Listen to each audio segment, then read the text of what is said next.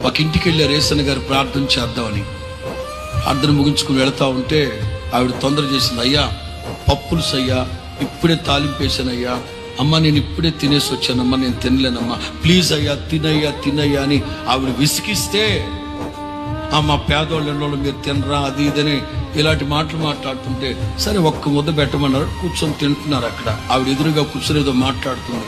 ఈలోగా మారు మనసు లేని భర్త వచ్చాడు. అరే చూడ్డానికి దున్నపోతులాగా ఉన్నావు, 10 ఇండ్లో అడక్క తిని తినకపోతే ఏదైనా పని చేసుకుని బతకచ్చుగా అని ఊయలేదా ఆ రోజున? ఆలోచనలో పడ్డాడు.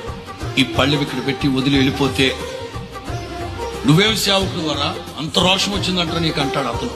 వదిలిపెట్టి వెళ్ళిపోతే ఈవేమంటది, మా ఆయన సరే దుర్మార్గుడు తాగుబోతాడు అన్నాడు అనుకో, నీ కోపిక లేదా అని ఈమంటదేమో.